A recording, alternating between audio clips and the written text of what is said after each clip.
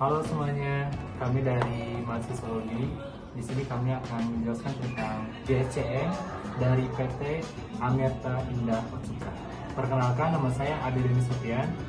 Kenalkan, nama saya Aldi. Perkenalkan, nama saya Deviana Nenggolan.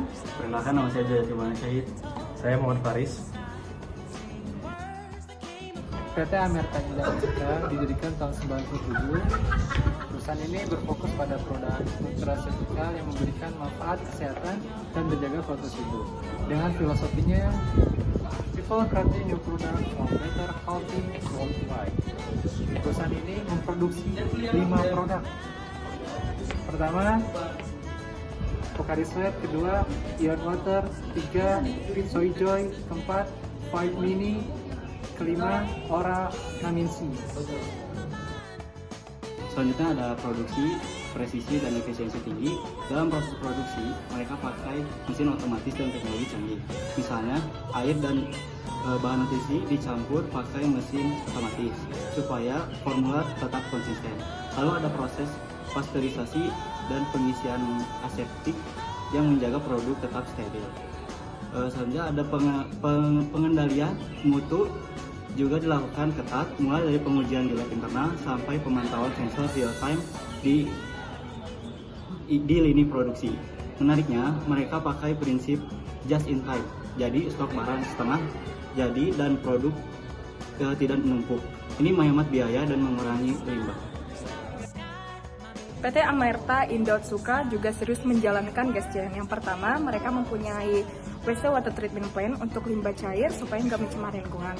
Kemudian mereka memakai kemasan botol ramah lingkungan yang biasa disebut eco bottle dan mengembangkan sistem daur ulang. Kemudian proses produksinya juga sudah pakai teknologi hemat energi dan sistem aseptik yang efisien. Sistem RP mereka ikut membantu mengurangi pemborosan bahan dan produk.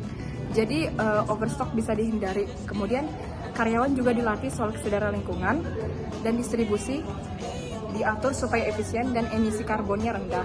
Ini semua dijalankan dalam inisiatif mereka yang bernama Otsuka Blue Planet. Manajemen persediaan dan distribusi. Untuk mengatur stok, mereka pakai sistem ERP yang bisa memantau semua level inventory, bahan baku, barang proses, sampai produk jadi secara real time. Mereka juga memakai metode FIFO, first expired, first out, supaya produk dengan tanggal kadaluarsa terdekat dikirim lebih dulu. Gudang mereka dikontrol suhunya dan lokasinya, strategis dekat pabrik Sukabumi dan Kejayaan. Distribusi dilakukan lewat pusat distribusi di Jakarta dan kota besar lainnya, menggunakan armada truk berpendingin untuk menjaga kualitas. Sistem TMS dipakai untuk optimasi rute, meminimalkan waktu tempuh dan menjamin ketepatan waktu pengiriman. Semua ini dipantau real time. Kali ini kita membahas tentang permasalahan supply chain manajemen di PT Amerta Indah Otsuka.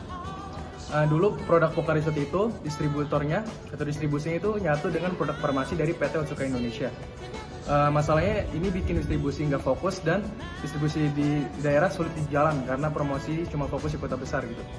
Ada juga kasus pelanggaran wilayah distribusi dan harga yang nggak konsisten. Jadi solusinya distribusi produk minuman dan farmasi dipisah.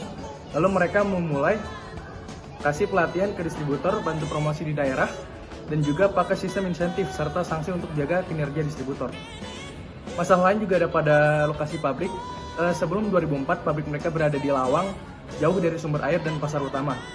Biaya logistik tinggi, kapasitas terbatas. Dari solusi mereka yaitu pindah ke Sukabumi pabriknya. Dekat dengan sumber air dan dekat juga dengan pasar utama. Kapasitas produksinya bisa naik 2 kali lipat atau lebih dan biaya jadi lebih rendah.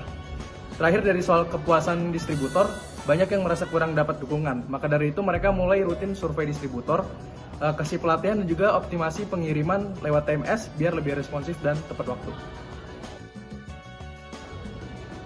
Dari sini kita bisa lihat bahwa SCM dari PT Amerta Indah Otsuka dijalankan secara terintegrasi, presisi, responsif dengan tetap mengedepankan keberlanjutan.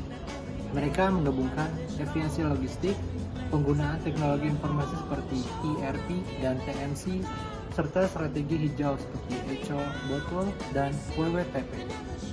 Dan yang paling penting, mereka adaptif dalam menghadapi tantangan baik dari sisi distribusi, lokasi pabrik, sampai hubungan dengan distributor.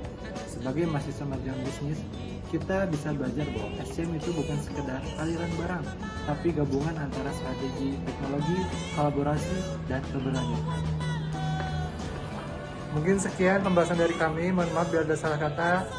Bye.